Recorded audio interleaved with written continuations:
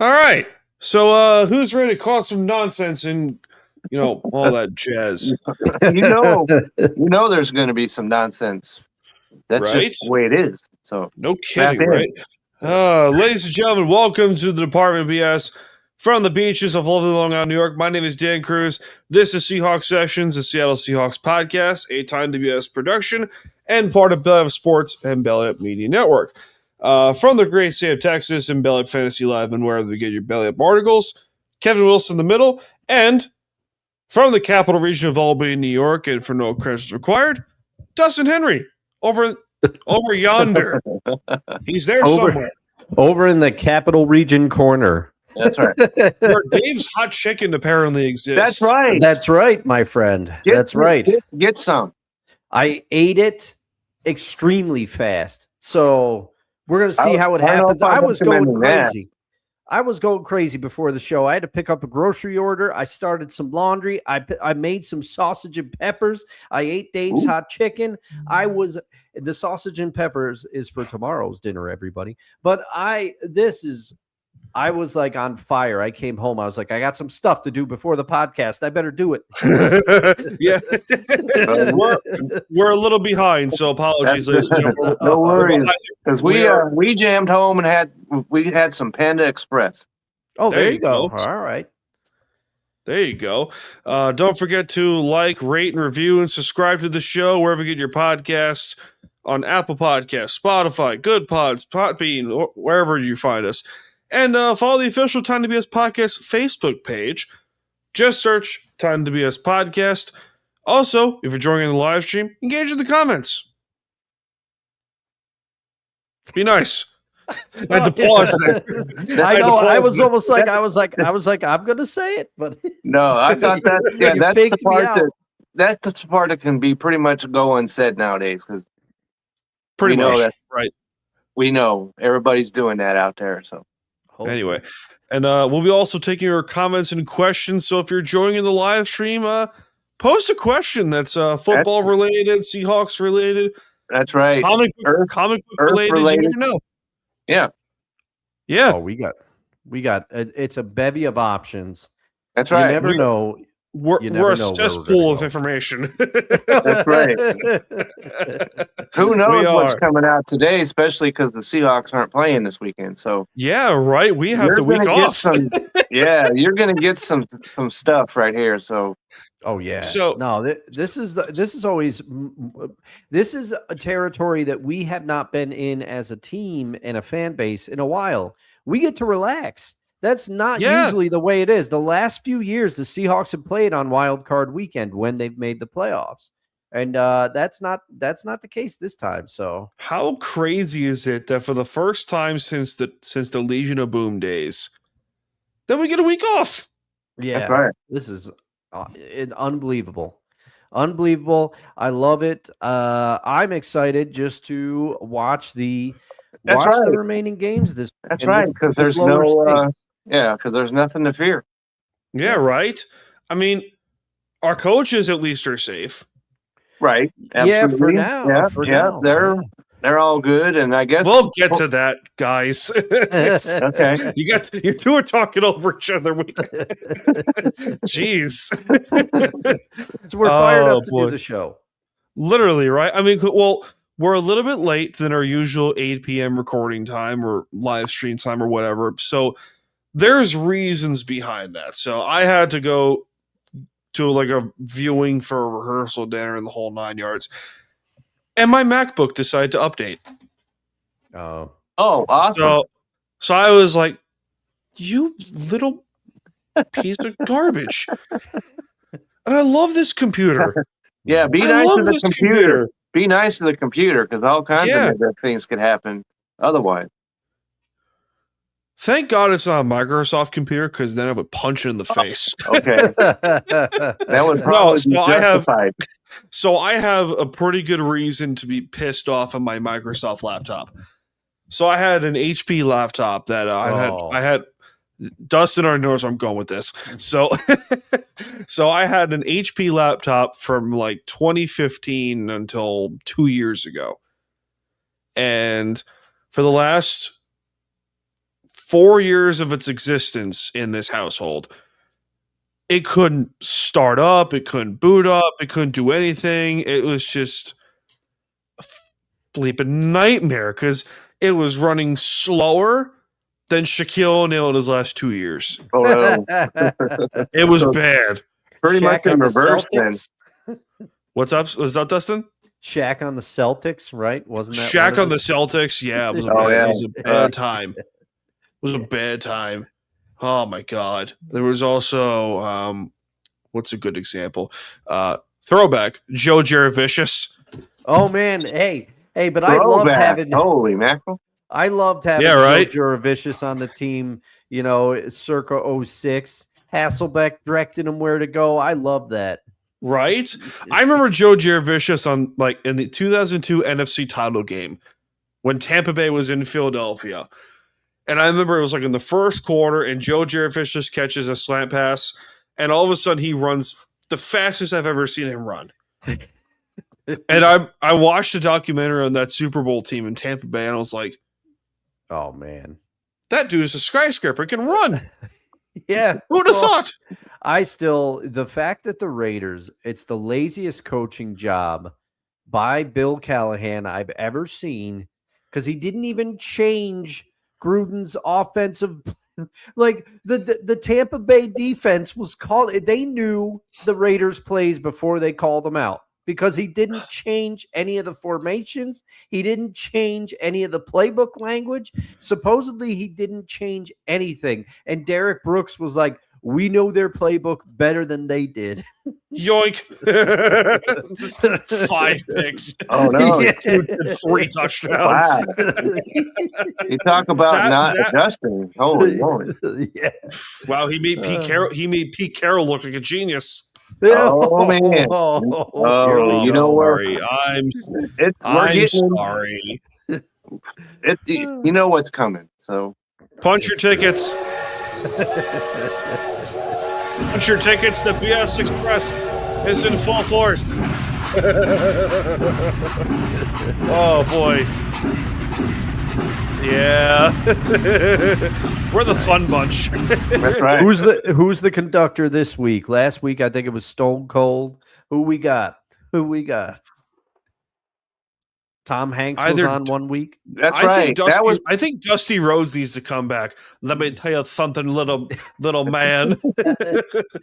I'm gonna steer this train to everywhere. I'm about to steal this train faster than I stole the belt off Ric Flair's torso. This plumber's son is gonna beat Ric Flair. Oh man! I'm about to get him an ass whooping with a bionic elbow. Oh, I miss Dusty. I miss him. Yeah, he was awesome. Yeah, he was. Oh man! Every time I think of Dusty, I just think of Roman Reigns doing like a Dusty Rhodes impression to Cody, his son, one of his 2 sons. It was him and Dustin, and Roman just goes, "Baby, Roman, you have it. Don't you understand, baby?" I think most people have a Dusty Rhodes in their back pockets. Not I'm always sure a good they one, do, but they got it. You know who does a really good Dusty impression? Jim Cornette. Oh yeah, does a fantastic Dusty Rhodes impression. Bruce Pritchard's is pretty good as well. He does a good one. Yeah. We talk a lot of stuff on here, guys. We do. We do. Yeah, we're just a cesspool of knowledge. That's right. Oh, it's fantastic. But this might be a long one. Imagine we have the week off and we have a long show. Who would have thought? A lot happened. Yeah. Oh my God. Absolutely did. So we're gonna go over the coaches that were fired, the head coaches that were fired in the NFL, and we're also gonna go over. We're gonna do a little playoff preview action. That's right. You know what I mean, Jelly Bean? That's right. We're gonna preview the wild card round because us, Seattle, and Denver have the week off. That's right. What is this? 2013? Yeah, it could very well be. Right? Could very well be. I don't think this Denver team is quite as up to the standards of that previous one, but we'll see. Nope. I mean, they have a better defense than the previous Broncos They team. do. That cannot be disputed anyway. No, and that Broncos team had one of the greatest offenses ever. So who wants to talk about which elephant in the room first in terms of the head coaches? Because I mean, I don't want to discuss Pete right now. There's a specific coach I want to discuss. All right. So you guys want to go in order by the list I have here, or do you guys want to just pick and choose them depending on what I go? Yeah, you know what? We'll close with Pete, and why don't we go in the order of your list? Cool. I'm in. So we start off in the desert. Arizona decided to fire Jonathan Gannon after 3 years. I saw this move happen, and I tweeted out. I said, "This screams Kyler Murray had the say." Kyler Murray may not even be there. So how funny would it be if Kyler Murray went to Michael Bidwell, the owner, or who's the GM? I don't know. It was Keim, but I don't think it is anymore. It's not Keim anymore. That I know. Keim got fired years ago. Whoever it is probably hiding out so he don't get fired. He's hiding in a cave. Right. Oh man. It's like, I don't want to come out of my cave. All of a sudden Paul Barrett comes in like, oh yeah. Okay. There we go. Monty A. Ossenfort is the GM. Thank you. Wow. Okay. Thank you, Dustin. So you get information here you just can't find elsewhere. Amen to that, right? So the point of this matter is Kyler Murray probably went to the GM and said, "Hey, I want out of this organization unless Jonathan Gannon's gone." Because let's be honest here, what would you rather pay? What would you rather pay for the owner? $10 million over the course of 3 years? Was it like $5 million each for the next 3 years? I think. Or $40-something million for Kyler Murray. Yeah, I don't know. I don't know what to make because they didn't have Kyler start for the rest of the season. No, they didn't. Oh my God! Ryan enters the room. Hold on. Okay. Hold on to cut you off. I'm gonna try and do this. Jonathan Gannon, you're fired. That was pretty good. It wasn't bad. That was my impression of Vince McMahon. Yes. I saw his comment and I was like, I know what he's done. Yeah, I know. He's gonna probably spam the chat like I do on the No Creds. I still think that nobody says you're fired like Trump. He did make it his signature phrase for sure. Yeah, right. But I don't know. This Gannon, thank you, Vince McMahon, for your contribution over there. But this one's the hardest one to gauge for me because Kyler, he doesn't seem like he has secure footing there at all. They've got a decision whether they want to move on from him. And also the thing is, Jonathan Gannon, he had his problems as the head coach of the Cardinals, but as I've discussed, those guys played hard for him. And I think that Kyler Murray is a lot of the reason that they couldn't close games. That was so. I don't know how much of that is on Gannon. I mean, Gannon, obviously, you are what your record says you are, and he also had that issue with the player this year where he kind of hit the player and he got into some hot water there. But I mean, injuries also did in the Cardinals. I've been vocal that if Connor was still back there running the ball, they would have been a little better. James Conner. They had so many injuries at running back, but I think Jonathan Gannon, he's going to be one of those. Somebody's going to pick him up as a coordinator. And then he's going to absolutely. Yeah, but I mean, this one they had to do it though. The Cardinals were going nowhere. That's right. Yeah, unfortunately, I mean, it was either. I think Moore's coming, and I think Murray might end up being on the way out as well. Yeah, this makes too much sense. Right. Yeah. Well, and he's also a victim. Look at all the other teams in your division. You have arguably the best division in football right now. 3 teams playing 12 or more games. 3. No debate. No debate there. And your team is a dumpster fire. You know, you got no shot. Oh, I think he qualified. He's one of those guys that he's fine as a coordinator. That's where he needs to stay. And and I think both of them, both Murray and him, are going to be out of Arizona by the time all is said and done, because just the way it was handled, and Murray couldn't be able to throw to those wide receiver. Oh yeah, it's not my job. It's not my job to throw the wide receiver. Yes, it is. Somebody had to pay the price for that. Yeah. Oh my God. And so, when Jacoby Brissett looked better than you, that's right. And that's hysterical. And he did. That's hysterical to think about, by the way. Right? He was. So he had to go. Yeah. Yep. All right. So we move on from the desert. We go to the ATL, or in this case, Hotlanta. We go to Atlanta. I don't know if since you mentioned that, I don't know if you saw the one of the comments, because you put Hotlanta. No one calls it Hotlanta. Yeah, it's like I've heard that expression 1,000 times over. So I don't know what. Someone clearly has never been in the 80s. That's right. Anyway, so the Falcons decided to clean house. Raheem Morris, you out of here. Terry, I can't ever pronounce his last name. The GM of the Fontenot, thank you. Yeah. You out of here. Rich McKay, who I think was the most deserving out of all of them. You out of here.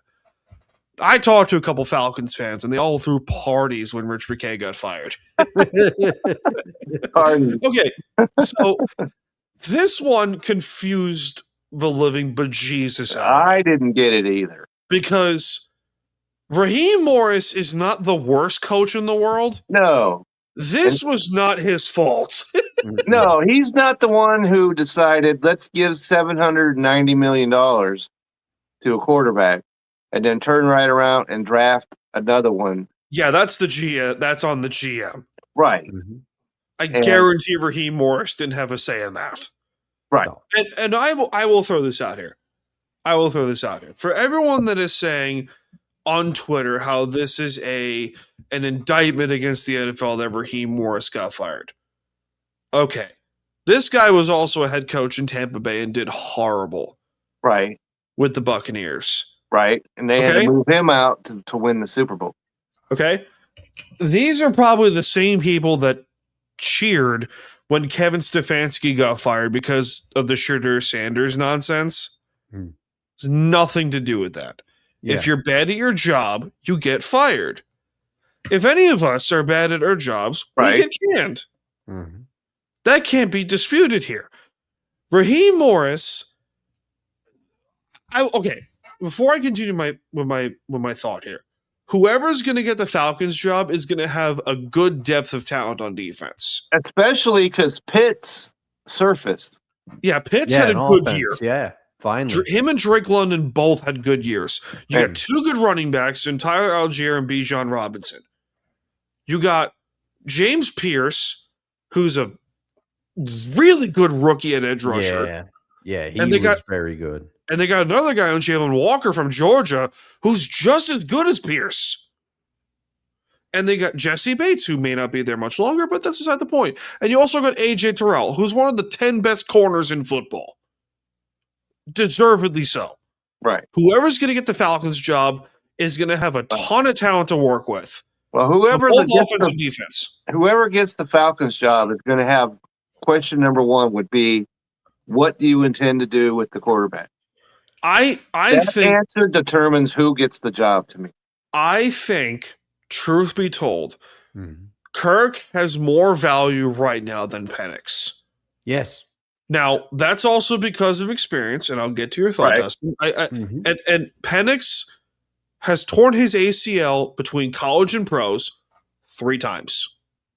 I was going to say 6, but yeah. Was it 6 times? No, I'm just saying. Oh. Wise ass. And so Penix, we knew Penix was a raw talent when he came out of Washington. And that was the reason why he was a raw talent. Yeah, he came out of Washington, and because he tore his ACL 3 times. Yeah. So, well, now 3 times, but anyway, it's between Indiana and Washington, tore his ACL twice. Anyway, getting off track. Michael Penix is a raw talent. Right. Kirk Cousins is a seasoned veteran. Right. Mm-hmm. And I want an answer what that particular coach is going to do with this situation. Correct. Dustin, you got a thought?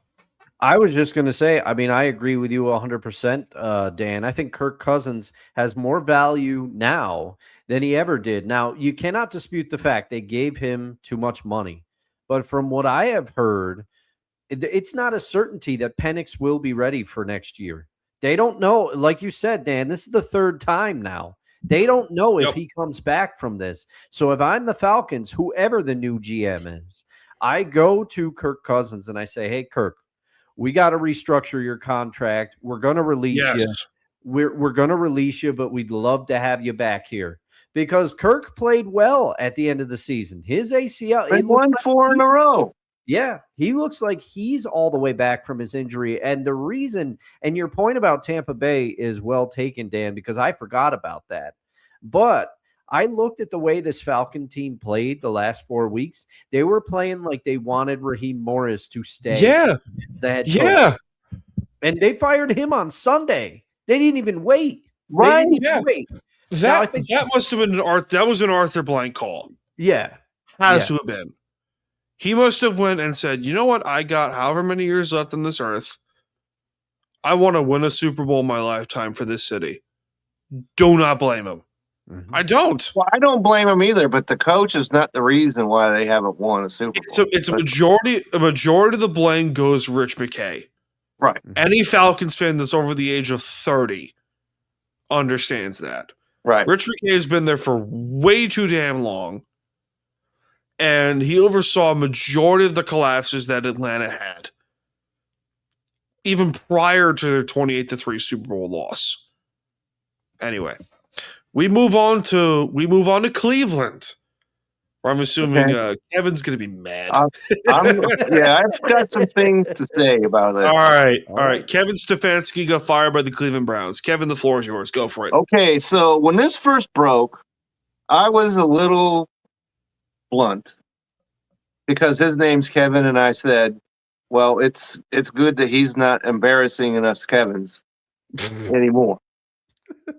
Because I was just looking at what's been happening in Cleveland without taking into account he's not the one who brought in Deshaun Watson and gave him the worst contract probably in American sports history. I will continue your thought by saying this. How in God's green earth is Andrew Berry still there? I know they retained him. How? They should just burn the whole thing right to the ground and start over. Okay. You know what they should do? They, being Andrew Berry and Kevin Stefanski, should go through a 3 stages of hell match, starting with a no holds barred match. Okay, there's got to be a steel cage in here somewhere. Okay, they'll go to a regular wrestling match, and then they'll go to Falls Count Anywhere, and then they finish inside Hell in a Cell. Okay. My money's on Stefanski. My money. And so I just want to say... My money's on Stefanski, too. I just want to say, hey, Kevin, I was a little harsh on you, okay? And he has to be the happiest guy east of the Mississippi because he doesn't have to deal with any of that nonsense anymore. Kevin Stefanski is a 2-time coach of the year. He's going to get a job. That's right. He's won 2 playoff games with the Browns. 1, but 2 coach of the years. Yeah. He won a playoff game. He beat Pittsburgh. A playoff game. Okay, so he won 2 coaches of the year. That alone should get you a job. You know, and this is a Seahawks show, and I saw this list of when the last time each team won a playoff game. Cleveland is above Seattle. Yeah, man, that's impressive. What? That's crazy to me. Hold on, time out. Really? Yes, the Seahawks won their last playoff game in 2020. The Browns won in 2021. Man. You know, now that you're saying that, now I can remember because they lost to the Niners. They lost to the Niners when Geno. That's right. They went into San Francisco and the next year, I guess it was, and they lost in San Francisco.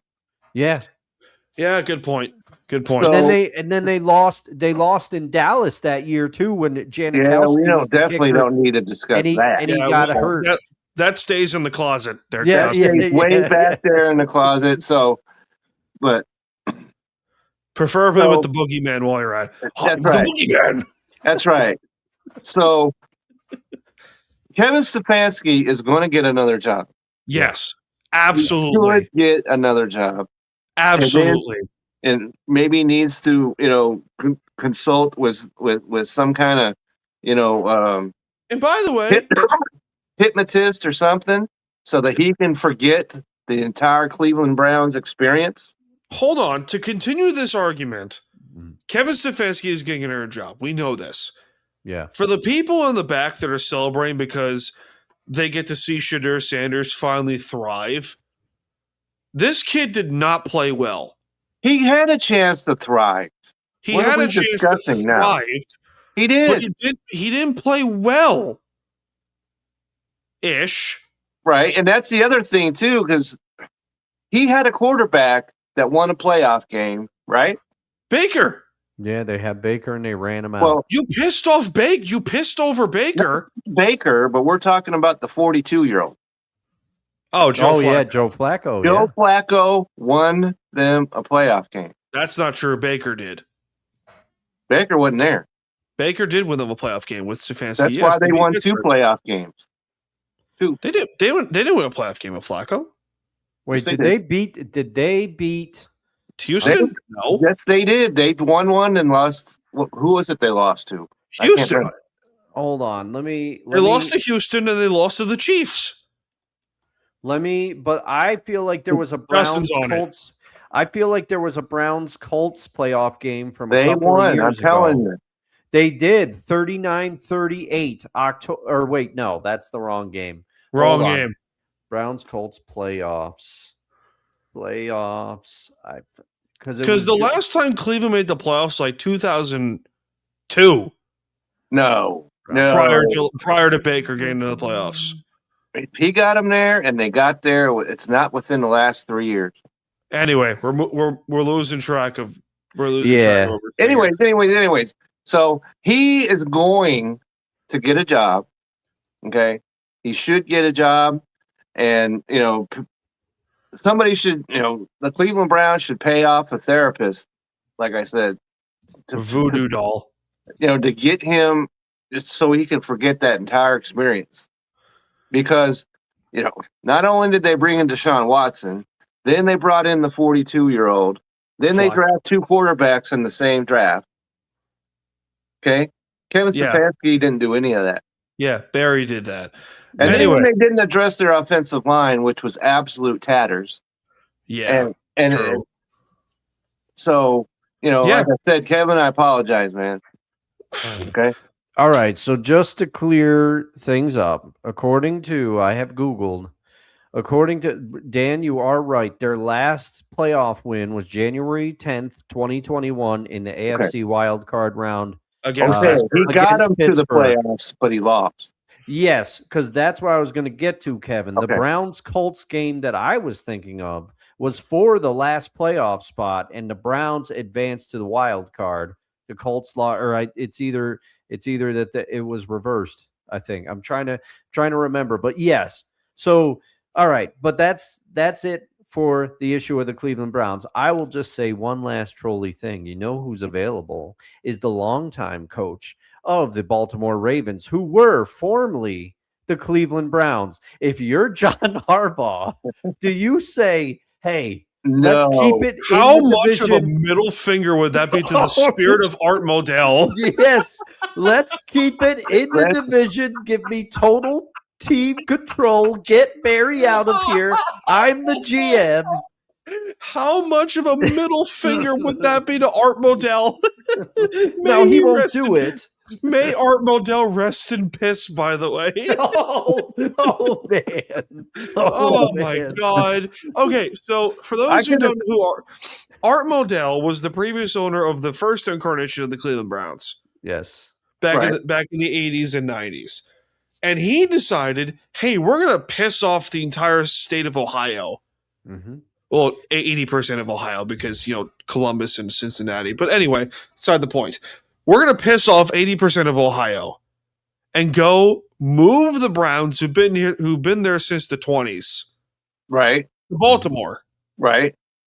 Who lost the Colts. Yeah. But here's a delightful thing that happened in 1985. Expansion happened. Because you got the Panthers and the Jaguars in Carolina and Jacksonville entered the room. So either way, Baltimore is going to get a team because I don't know if you guys know, Baltimore's a football town. Yeah. Anyway. It is. And the first thing Modell did to piss all the Browns fans off is he fired Paul Brown. Oh, yeah, that was the other one. I forgot about that one. Back in the 60s, that's right. And then he fired Paul Brown. Which gave birth to the Bengals. Anyway, so right. we're and the other thing that the Ravens did that pissed off the entire state of Cleveland is they moved to Baltimore and then won a Super Bowl. Yeah. Two Super Bowls. Eventually, but I'm talking, it was only a couple years after they moved to Baltimore where they beat the Giants to win the Super Bowl. Beat the bricks off of them. Yeah. By the way, that is technically and the I won only $100 because I made a bet on that game. So that's just technically that is the only shutout in Super Bowl history. Because the Giants had a kickoff return for a touchdown. That's right. The Giants did not score on offense at all in the entire Super Bowl. Speaking of Baltimore, many people were shocked to find this information. Okay, I've got some words on this. John Harbaugh canned after 18 years in Baltimore. Okay. I will start off by saying, Dustin, you called it. Mm-hmm. You had this called for a couple years, probably. And this may have been the right decision long term because this is going to force a rebuild in Baltimore. Most likely. I like Harbaugh, the coach. I don't think anyone in this room is denying Harbaugh is a great coach. No. That man can coach. However, this either screamed power struggle for the quarterback, Lamar Jackson, and the owner, Steve Bisciotti, and the general manager, Eric DaCosta, probably sat down and said, we're going to let you go. We wish you nothing but the best, John. Thank you for 18 years of service and multiple playoff wins and under 200 wins. Good for you. Thank you. But we're going to move on because our quarterback told us to. Well, there's a move that came before that even. Yeah. So, from what I understand. I think Baltimore might regret this decision. I don't think so. Okay. Please tell us why, Kevin. Okay, so you just used the word that, shocked. There was people shocked. I don't know how many times I heard the word shocked, surprised. I was neither of those things. No, I wasn't shocked either, but yeah. Okay, and here's why I was not. Okay? The way they mishandled Derrick Henry was criminal. Okay? Because they had the New England Patriots beat a couple of weeks ago. Derrick Henry handled the ball in the fourth quarter 0 times. Yep. That is undefensible. So then the next game, he comes out and rushes for 216 yards and 4 touchdowns. Did I go out and publicly, by the way, and say, hey, I think that the Ravens have learned their lesson, that they're going to feature Derrick Henry in this game against the Steelers, and they're going to win. Well, you know how many yards he had in the fourth quarter against Pittsburgh? He had 2. That is absolutely abhorrent and from what I understand, is that Baltimore went to John Harbaugh and said, I've heard this guy's name mentioned 2 or 3 times. I can't remember what it is. The offensive coordinator's got to go. Todd Monken, I think. Todd Monken, okay. And John Harbaugh said no. So they both got the boot. Because like I said, that you cannot defend that kind of performance. You've got a superstar running back and he gets 2 yards in the fourth quarter. You cannot defend that. And plus, him and the quarterback, which probably had a lot to do with this as well, won 3 playoff games together. Yep. 3. Yep. Even Josh Allen, who's been criticized for not winning the big game and all that, has 7 playoff wins in that time. I think what pissed off Ravens fans more and more was the AFC title game against Kansas City. Yeah. That was at that time where the Raven fan base screamed from the mountaintops and said, how is it that you had a fraud team in Kansas City by the throat and you didn't stab them in the jugular? Right. How is it that you didn't do that? Baltimore, who, by the way, prides itself on defense, completely fell apart. That can't be defended either. Raven fans were screaming when Mike McDonald left for Seattle because they knew they'd be stuck with Harbaugh at least for another couple of years. And they were pissed, is an understatement, when that AFC title game happened. Pissed. That was the game when I really started to question, okay, is John's time in Baltimore? Is it time for him to go? Because you both have said it eloquently. I like John Harbaugh as a coach. Yeah, and I do too. He will get a job. He will. Very, Yes. very, very quickly and deservedly so. But Yes. his time with the Ravens, there just comes a time, and you called it with Pete in Seattle, Dan, although they didn't do it. They didn't do it when you wanted them to do it. But you got to admit, the sometimes it was a match made in heaven when it first happened, and it just went on too long. Correct. In both cases, Right. both with Pete Carroll in Seattle and John Harbaugh in Baltimore. Correct. Right. Not everybody's Chuck Noll. Yeah. And coaches a team for 45 years or whatever. Yeah. Or Stan Bowman. Or Tom Landry, Scotty for that Bowman. matter, Sorry. right? Scotty Bowman. Sorry. Yeah. I got the Bowman, Tom Landry. Yeah. Yeah, good point. All right, we'll get to the last 2 coaches in a second. But gentlemen, is this show free? I believe that's firmly established. No. All right, cue the music.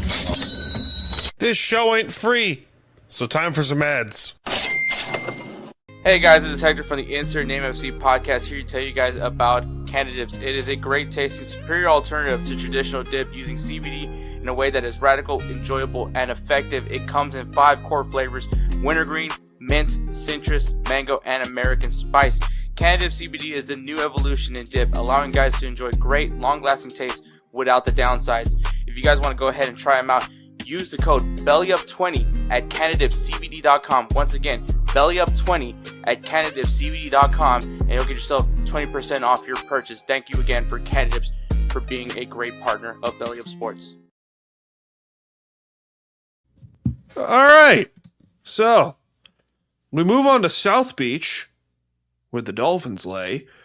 Mike McDaniel fired after 4 years? Yep. Yeah. 4 years in Miami. Thank you, Kevin. Okay. I have a gigantic case of the hear me outs. Oh man. I will defend myself by saying, yes, Mike McDaniel does throw the football a lot. However, the last 2 years, the man switched from a pass-first offense to a run-first offense. He did with A-Chain, and I think partially now we may know more about that because apparently Tua wasn't putting the film room time in. Which I think if Clint Kubiak does take the Ravens job, which by the way, it may happen, you never know. I know Kevin doesn't want to, but if if Mike McDonald does call McDaniel and say, "Hey, you wanna come here and coach our offense?" Hey, Mr. Stefanski, I'm not saying no. Yeah, I mean, I'll just be quick about this because I'm not going to sit here, but Mike McDonald and Mike McDaniel, to me, is just a marriage that wouldn't work. Because to me, Mike McDaniel, although you have pointed out correctly, they did become run first with Achane in Baltimore. But I think part of that was due to Miami. injuries at in Miami. Apologies. I think part of that was due to injuries. On paper, to me, Mike McDaniel would almost be, and this is not an insult to Mike McDaniel, but it would almost like be bringing in a better version of Ryan Grubb. And Mike McDaniel got That's rid a good point. of Grubb immediately. That's a good point. Yeah. That's a very good point. That goes counter to what I think that they want the Seahawks team to be. Yeah. Which is they already threw the football, like the third fewest times in the NFL. And JSN still had the breakout season he did. Good point. Yeah. But I don't think that I don't think that they want to run the kind of offense that McDaniel wants to run. Plus, I don't think he's not going to wait around for the Seahawks to finish their season. He's going to be in Detroit if I'm going to lay odds. He's going to be their offensive coordinator before the week's over, is my probably what I'm going to say.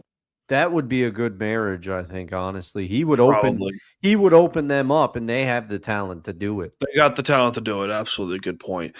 Oh, boy. All right. So, you guys want to discuss the elephant in the room? Go ahead. Sure. All right. We know you want to get in and dive into this. So okay. So, I went from laughter to... Oh, man. Yeah. So it's the Raiders fired Pete Carroll after one season and a 3-14 record. I feel terrible. Yeah. Because I don't like being right. Don't die on us, Kevin, please. I'm trying to keep it. I'm trying to keep it under control here. Yeah. Thank you, Jesus, God, don't do that. Don't do that, please. Poor Kevin's got the gog the last couple of weeks. Sorry. I'm sorry, Kevin. So I don't like being right. I take pride in, saying that. I don't like being right. Well, no, you do, that's the way I feel. You do the research, whatever the subject is, you come to a conclusion, you put it out there, and let it run. The unfortunate part of it is I have a majority of NFL Twitter on the same argument that I said. That Pete Carroll doesn't adjust. He's a stubborn coach. Mm-hmm. He believes in his philosophy and his style of play to be the be-all, end-all. And for him to go out like this in a blaze of crap is horrible. Because... Now, if the circumstances were different, if he didn't have the success that he did in Seattle, and he just went to if it was just the Jets, Patriots, USC, say he was in Chicago for 15 years instead of Seattle for 15 years. I think the circumstances of how I view this would be, or of how we would view this would be different. Probably. Because the Bears probably don't win a Super Bowl. Probably. While he's there. Probably. But it's stings because you watch this team crumble. Yeah. From the moment he was hired. He brought in his guys. He brought in Chip Kelly. He brought in his sons to coach the offensive line. He brought in Geno Smith, Tyler Lockett, Jamal Adams, and so forth. And I texted a few buddies of mine. I said, this is going to be a freaking nightmare for the Raiders. It's going to be a nightmare. And they don't deserve this. The fan base doesn't deserve that. Say what you want, Kevin, about the Raider fan base. They don't deserve this. They don't deserve this BS. No. Well, the fans don't. But the team itself, they did this. Yeah. Yeah. And I was just earlier today, I was hearing this thing about how Tom Brady knows more about football than maybe anyone alive, which may or may not be true. But he was a part of this whole process. Yes. Tom Brady deserves some of the blame to this too. He does. And his is the name that everybody, knows, that's associated with the Raiders. I'm sorry, but what really turned this off for me was when George Kittle said that he looked at the tape of the Raiders and said it looked like the 2015 Seahawks. That's right. And he's not the only one that said it. And that gave me PTSD. Yeah. That traumatized me. Right. For years of watching that defense. Years. Yeah. So we don't need you to have PTSD, okay? So yeah, we don't want that. We're glad that's no longer an issue. Okay. And him bringing his sons in there was a huge mistake. Yeah. Which, if they were quality coaches, then that would have been one thing. Yeah, if this were like the Shulas going in, sure, fine, but whatever. But that's the locker room was divided, and he didn't let him. He let him stay there. Of course, he got rid of Chip Kelly. Yeah. Which how this guy keeps getting jobs is something that needs to be investigated. But it's the cheeseburgers. But the offense, they drafted Genty, and then you heard this what they were saying. They brought in people to coach offensive lines. That's not a coach. Yeah. Okay. What? Let me just. What the hell? They pissed off their franchise player Max Crosby, right? Yeah. And he left to the point where he left the building. The building and hasn't been heard from since. He took his ball and went home, and I do not blame him. Yeah. Don't blame him. And then, their whole plan was we're going to get the number one pick, right? And then they win their last game, and they would have lost that if it wasn't for the Giants. Yeah. So they couldn't even do that right. Dustin, I'm curious to hear what your thoughts on this, because you have been the pro Pete Carroll guy. Yeah. Out of the three of us here. Yeah.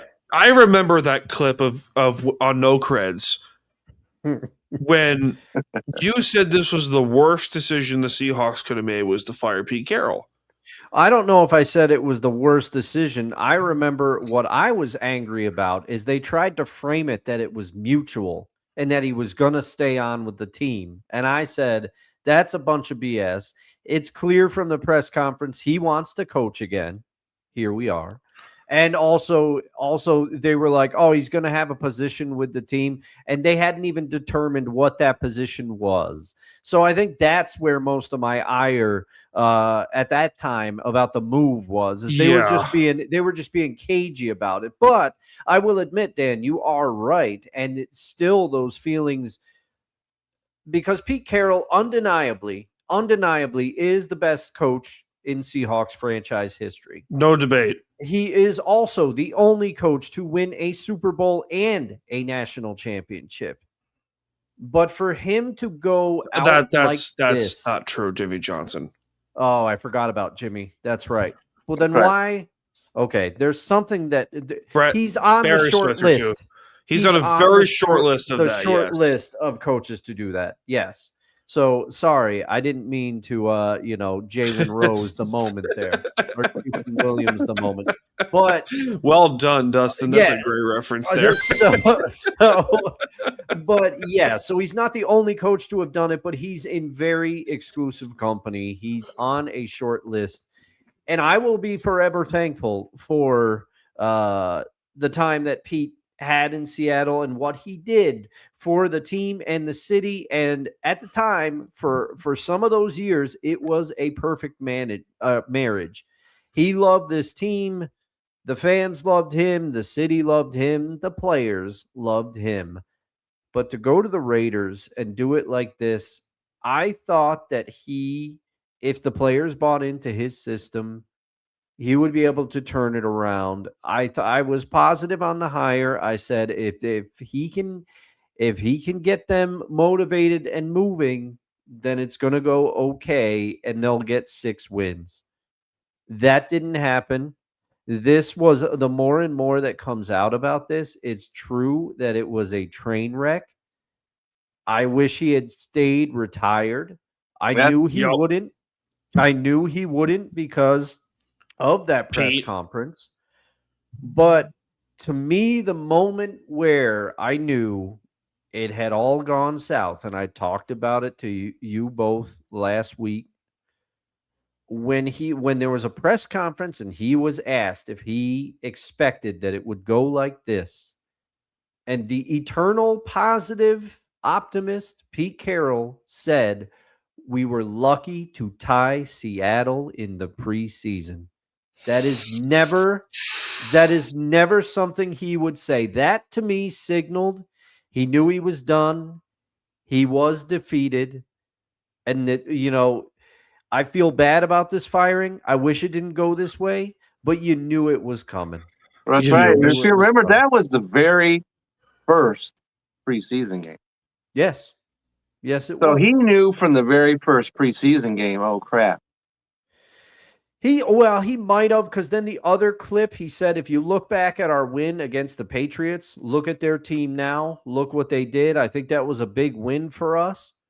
But then he followed it up with that Seattle line. So I really don't know what he thought. I don't know, but you know what, Kevin? That's because Pete played. If you go back to that first preseason game, the Raiders played a lot of their starters for that whole game. The game. They sure did. Yeah. And then Seattle, they played a couple of their starters played like a series and were out. And the Seahawks were still hanging with them.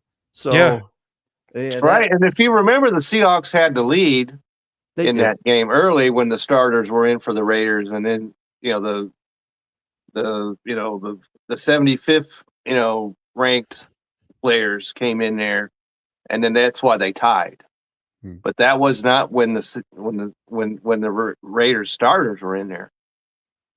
Yeah. So I don't know. This was you're right, Dan. I have probably been the most pro Pete Carroll person on this show, but I was wrong about this.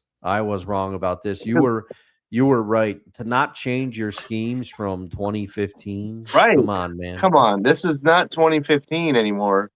Right? Yeah, we're not running the wing tee offense or any of that stuff. Right? Yep. And so he's got a huge spot with me as well because of what he accomplished. And I was talking to my wife about, because he's got more enthusiasm than the three of us put together. Oh yeah. Yeah, right. Right? But if we got him on the podcast, he would not stop talking for 3 hours. He'd be, That's correct. And so, but it was the wrong move for him. Yeah. I don't know if there was a coaching job that would have been the right move. He should have just stepped down and then went out and, said, hey, I'll train up some coaches or something where, have one of those coaching clinics or something and teach people what he knows.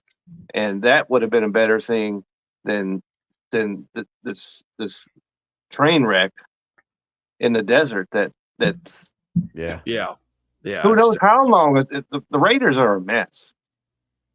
And the first pick in the draft, and let me just throw this up there because of what I've heard, is that The Raiders want Cignetti, and then the Heisman Trophy winner, Mendoza.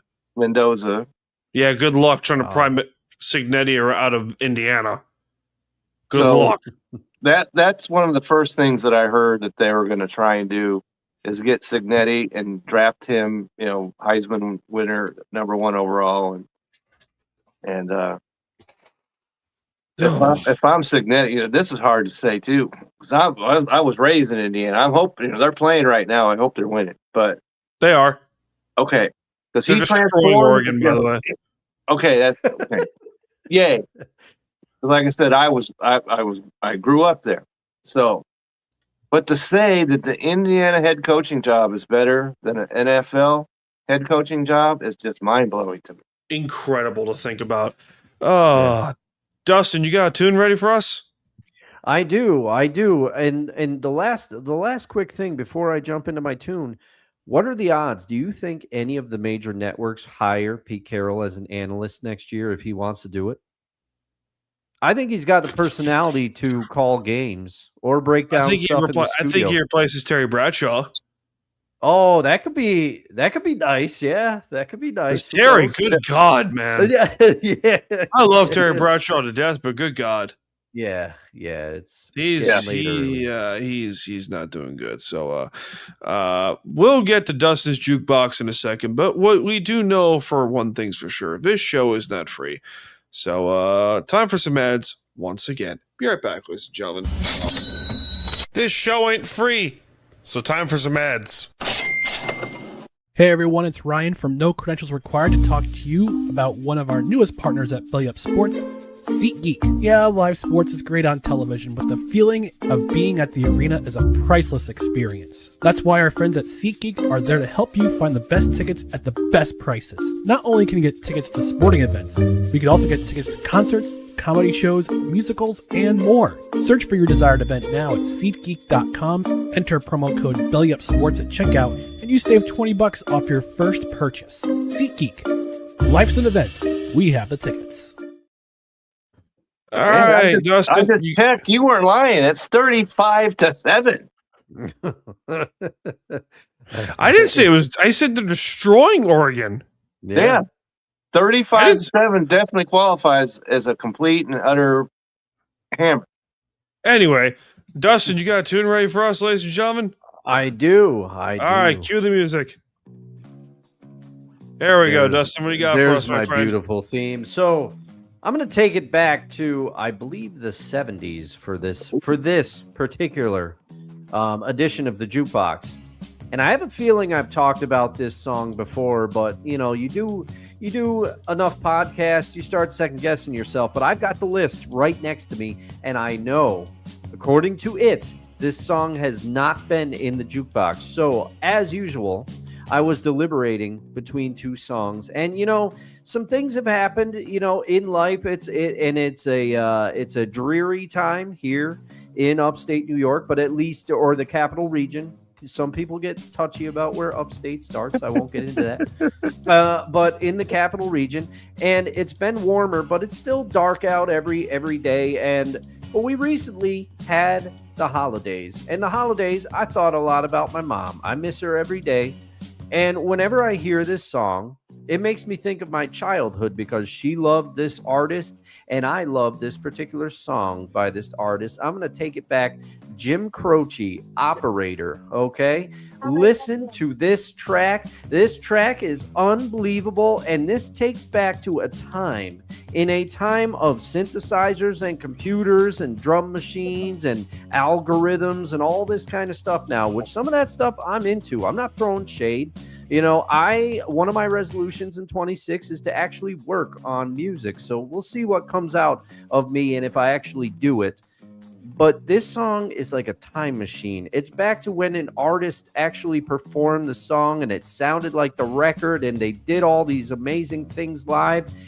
The live version of this, just go watch it. It's two guys sitting down playing guitar. The way their guitars interplay, this is a beautiful song, and it's a song that I always think about. It makes me think of my childhood, in my view, a simpler time, and also it makes me think of my mom, around the holidays. So I was listening to this song quite a bit. Operator Jim Croce. Most of you probably know it. To those of you that don't, go spin this one. I think it's just going to make you feel good. All right. That was a good tune there, Dustin. That was a good one. Jim Croce, man. Look at that. Oh, yeah. Yeah, a little bit of Jim Croce. All right. So we don't have a lot of Seahawk topics to get to this this evening, but we do have playoff preview, which is nice. So we'll get to all the wild card games. We'll share our thoughts. We'll give the score predictions in the whole 9 yards, and we'll go from least interesting to most interesting in all likelihood, or just go by whatever order. Who cares?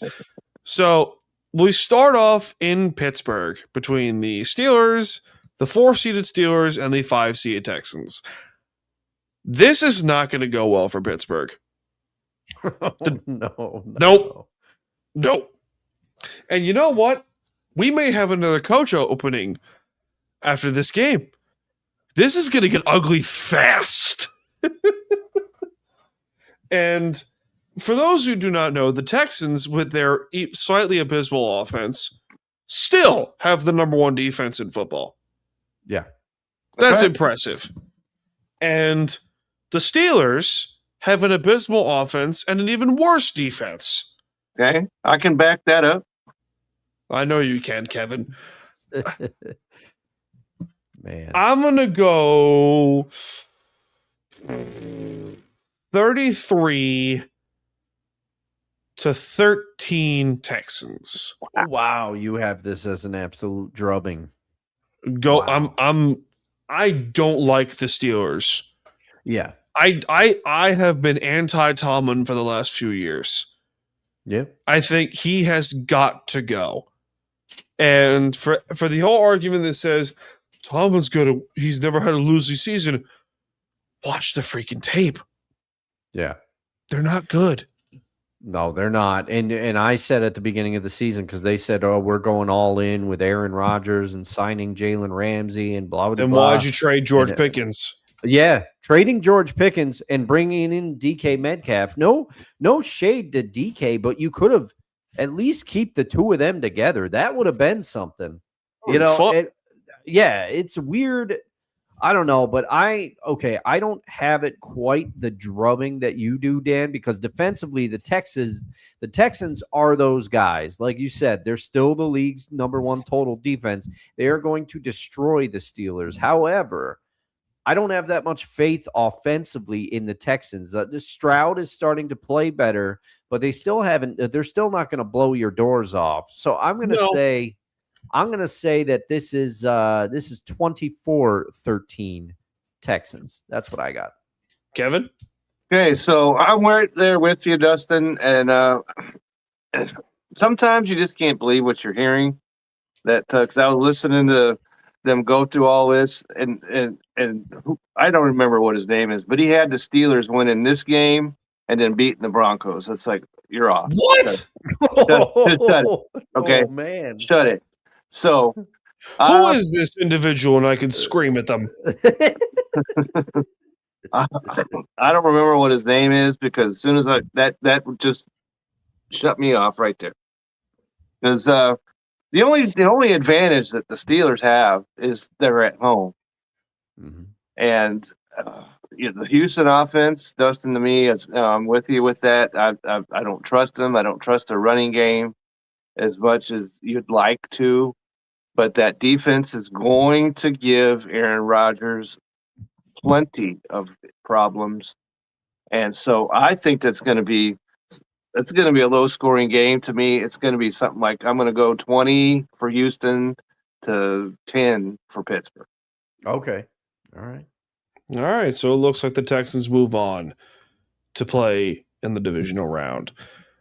We go to New England, where the Patriots host their first playoff game since 2019 as the AFC East champions, by the way. And they host Jim Harbaugh and the Los Angeles Chargers. This is going to be fun.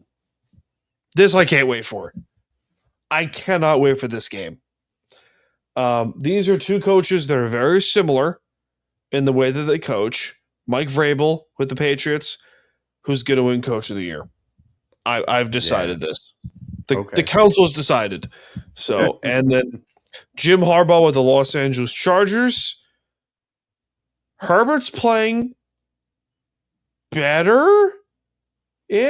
Well, he just threw fourth. What was it? What did he do against Dallas? Destroyed them. That was what they did. He even scored on the ground. Let me see. I'll look it up. Where's that? Cowboys. He threw for 300 yards and had 3 TDs, if I remember that right. 2 throwing and 1 rushing. Okay, box score. Come on now, Herbert. Justin Herbert, 23 of 29, 300 yards, 2 TDs. Yeah. And Omarion Hampton returned this game, 16 carries, 85 yards, 1 TD. The Chargers are not a bad team. No, they are not. And nobody is giving them the due, I think, that they should. Yes, agreed.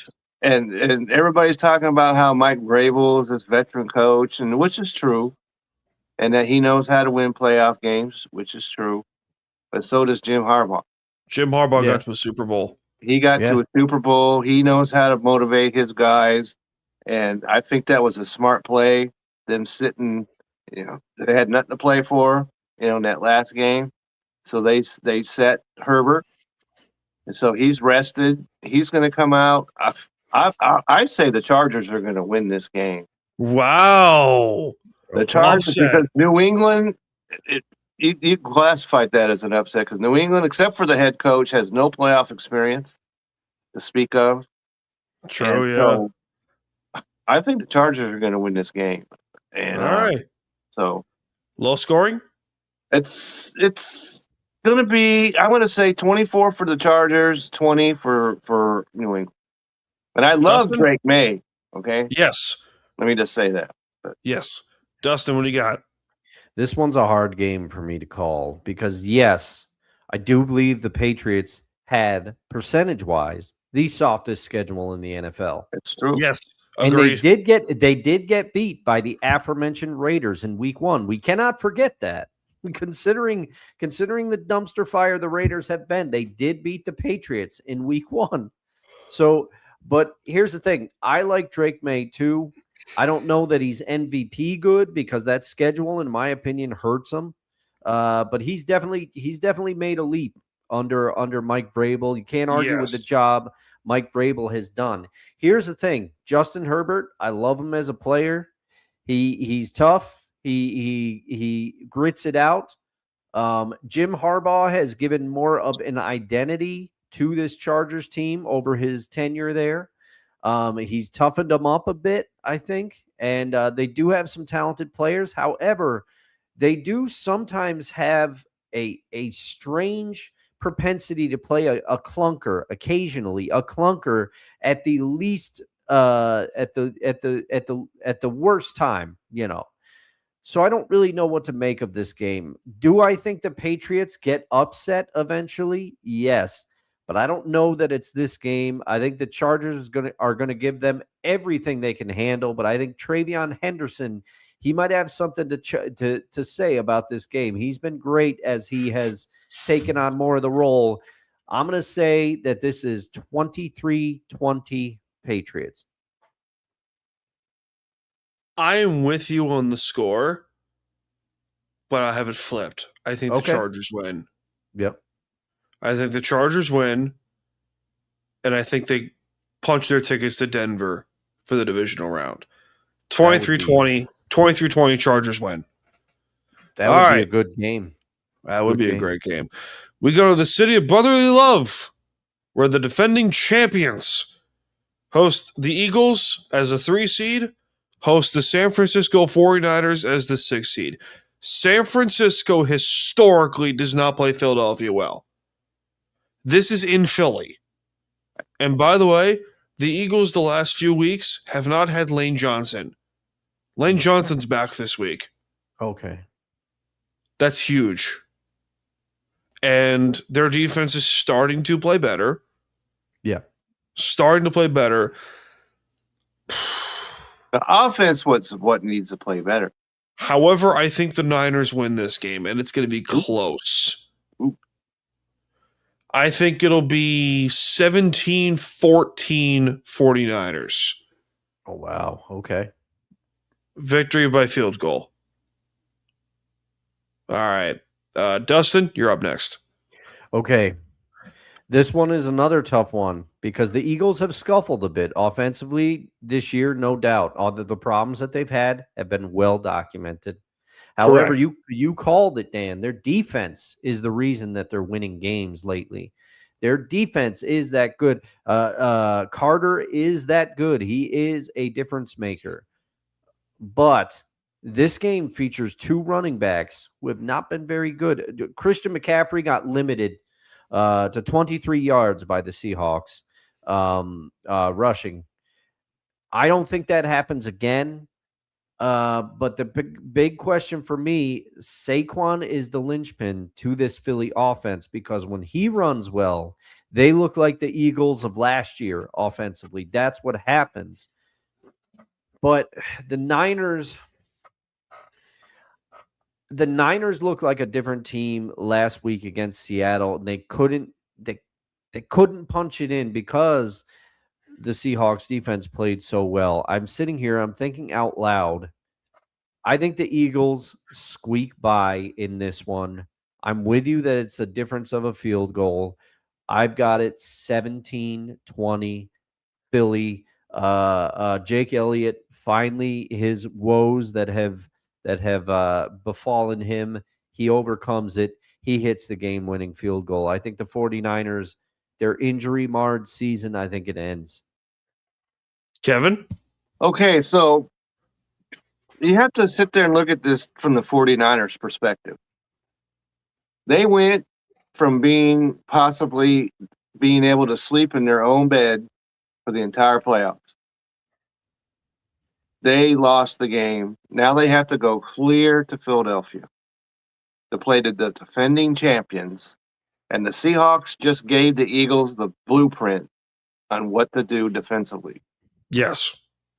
And so I think they're going to watch that. They're going to, incorporate that Philly's defense is why they are where they are.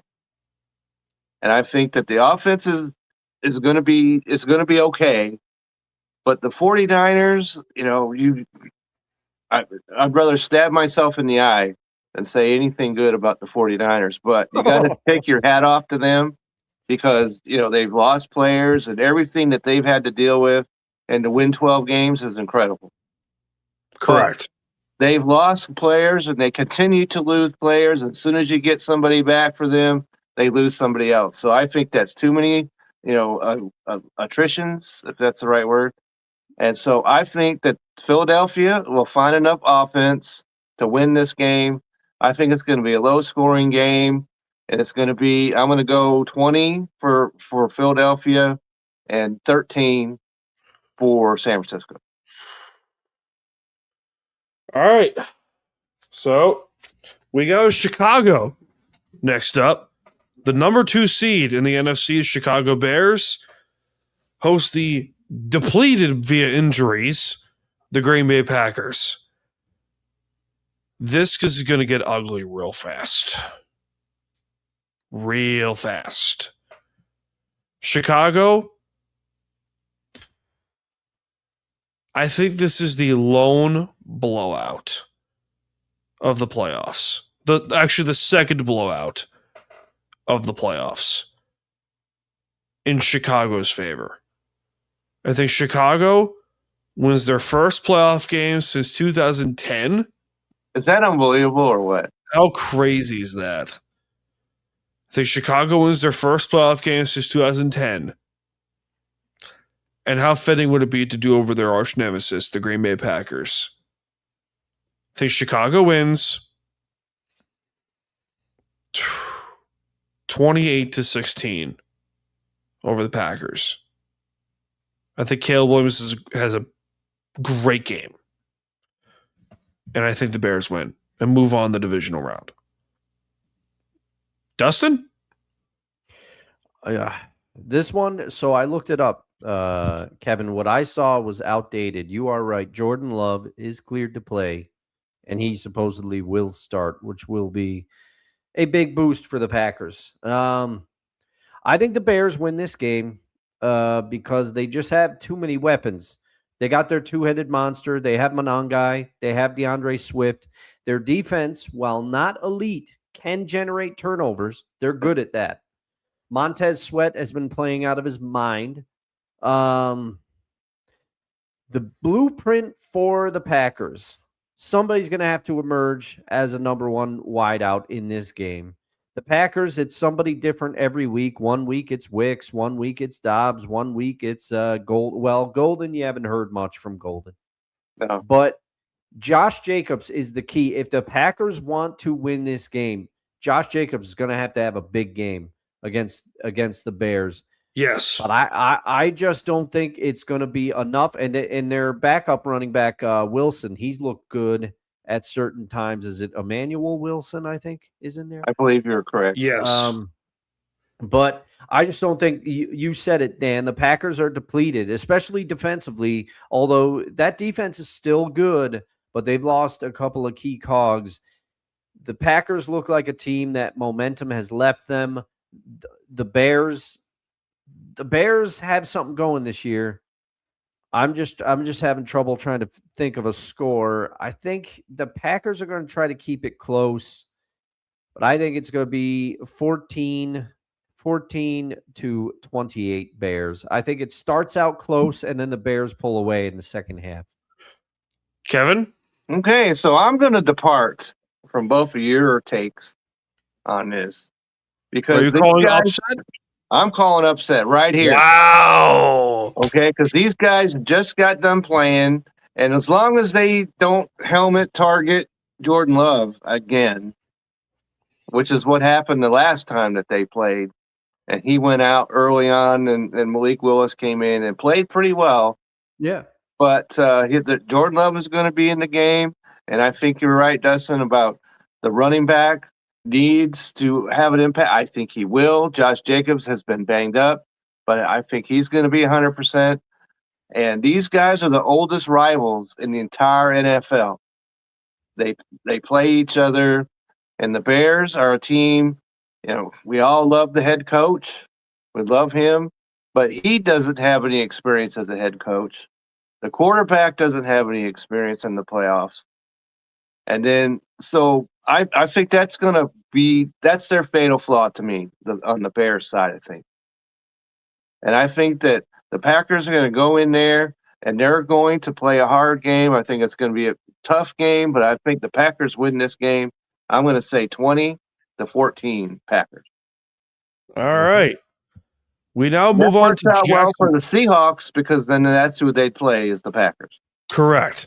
We now move on to Jacksonville, where the most interesting game of the AFC playoffs. Yeah.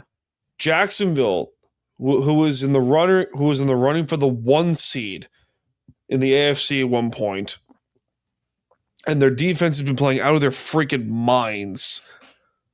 Will play the Buffalo Bills. Josh Allen has zero excuse this playoffs. None. Yeah. Mahomes out. Lamar out. Burrow out. Yep. I think this is the Bills' game to win, and I think it'll be very, very close. I think the Bills win 16-14 over the Jaguars. Narrowly squeaked by Jacksonville. And I think Tyler Bass, or whoever the Bills kicker is, kicks the game-winning field goal for the Bills' favor to move on in the next round. All right. Matt Prater kicking for the Bills. Prater's right now. kicking now? Yeah. Wow, he's still around? Yeah. Bass got hurt early in the year, I think, and they brought in Matt Prater, and he's been doing okay. All right, Prater man. There we go. Kevin, what do you got for us? I'm going to go again, the opposite direction of what you're doing, as I understand what you're saying about no Mahomes and all that, but there is a Trevor Lawrence. And that guy has been playing unbelievable football. Yes. He took that team into Denver. It didn't. I don't care who your defense is, and they just put it on Denver. And they're going to be at home. They're going to be absolutely motivated. And Buffalo's run defense is awful. So I think that they're going to have the passing game is going to their passing game is pretty good for Buffalo, but I think Trevor Lawrence is going to be able to get over that. The running game is going to be good for Jacksonville. I think Jacksonville wins this game, and they're going to win it. I'm going to say 24-17, and then Josh Allen, because Josh Allen is 0-4 on the road in the playoffs. And so I think that door shuts on him once again. And then he'll still be answering questions about why you can't win the big one for at least one more year. Dustin? All right. Oh, man. You laid out a compelling case, Kevin. But there's one word that I have used to describe the Jacksonville Jaguars, and that's mercurial, because they feel a little bit like the Panthers to me. Sometimes they show up, sometimes they don't. Travis Etienne, there was question to whether he would even be on the team by the end of the season. He's been unbelievable. He has been unbelievable. The Jacksonville Jaguars, they have running, they have people that can catch the football. The Jacoby Myers acquisition, we were all kind of we narrowed our eyes when he went there, but it's gone well. Defensively, they've had some success, but there is just something, I have a feeling, with all the momentum that's building up around Jacksonville. Trevor Lawrence does have some playoff experience. They had that surprising win a couple of years ago where they came all the way back after the Chargers were up huge on them. And then they took the Chiefs down to the wire. But Trevor, the playoff experience of Josh Allen, I think Josh Allen knows that this is the time. The Bills are a motivated team. They know their window is closing. Their run defense, you're right, Kevin, hasn't been good, but the Bills defense has picked it up when they've needed to late in games the last few times. And I've said it 1,000 times. The keys to Buffalo's offense is Josh Allen, James Cook, and one of the tight ends, whichever one gets involved. I think that formula works for one more game. The Bills move on. This game, it's 21-24 Bills. Matt Prater does it again. All right. Next up, last playoff game before we move on to the divisional round. We go to Charlotte, North Carolina. The Carolina Panthers facing, in all likelihood, the league MVP in Matthew Stafford and the Los Angeles Rams. Trap game?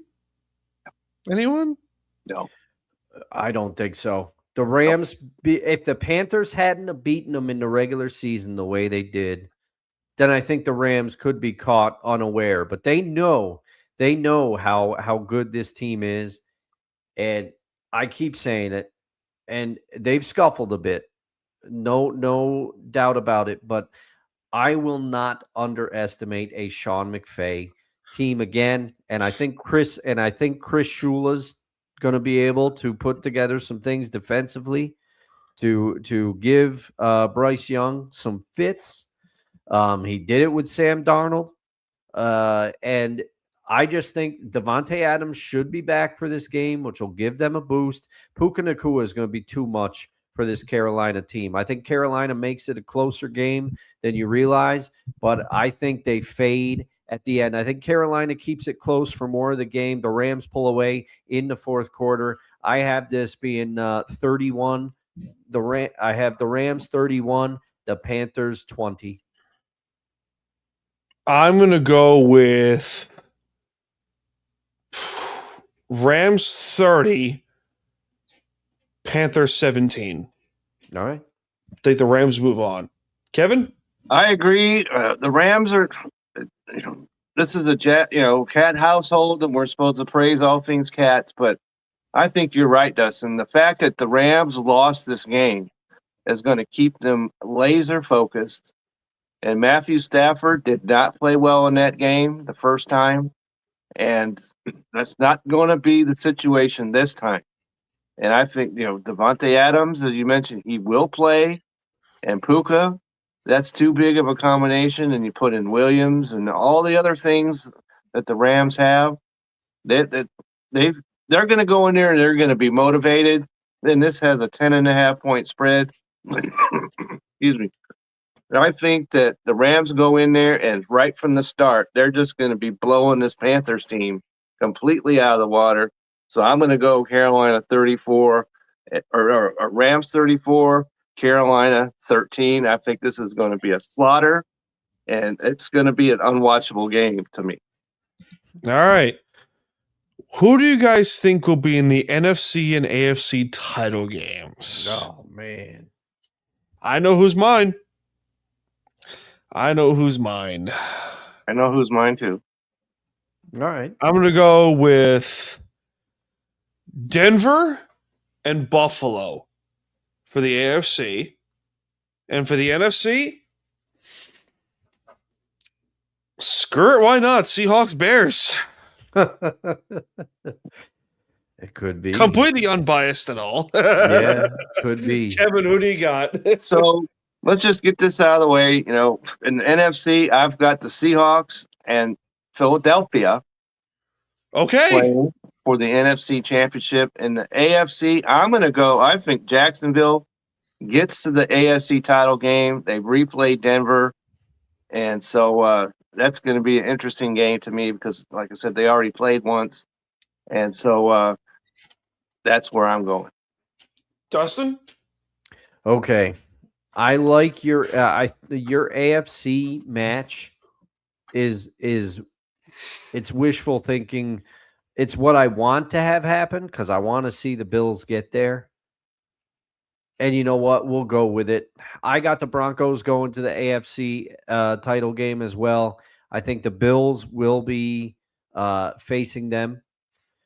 And in the NFC, I will go. There's a part of me that thinks it could be Seahawks Rams, but I think ultimately, it's going to be Seahawks. Now that I'm hoping, but I think the Seahawks have proven they can hang with anybody, and I think the Eagles find a way to get things moving enough to get there. All right. Any final thoughts to close up shop for the day, guys? It's going to be nice to be able to watch football without having to be concerned really with the outcomes. Yeah. Right. So that's going to be interesting to me just to be able to say, where's the wings and where's the drink, and let's get this going and just see what develops and just kind of take it all in without, oh man, fumble. We don't want that, or whatever.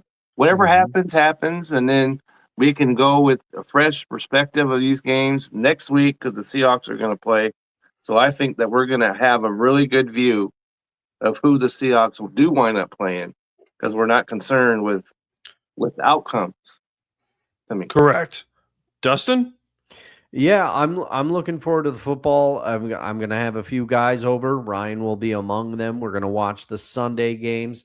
Saturday, I had plans, and then they got canceled, so I made new ones. Here we go. But Sunday, I'll be locked in. I think Bills. I think the Bills game is the game of the slate. I think that one could be good. Packers-Bears has the potential to be good. I hope it's a good weekend of football all around, and stress-free will be nice because things will be starting to ratchet up because now I have expectations for the team. I really do. And I'm excited to talk next week after everything, the dust settles. I'm excited to talk next week. And I just hope everybody has a good week out there. And as usual, love sitting down with you guys. Amen to that, guys. Amen. From the capital region of Albany, New York, is Dustin Henry. No credentials required. From the great state of Texas and Bella Fantasy Live is Kevin Wilson. I'm Dan Cruz. I'm coming to you from the beaches of lovely Long Island, New York. And we'll see you in this life and most certainly the next one. Enjoy the playoffs, guys.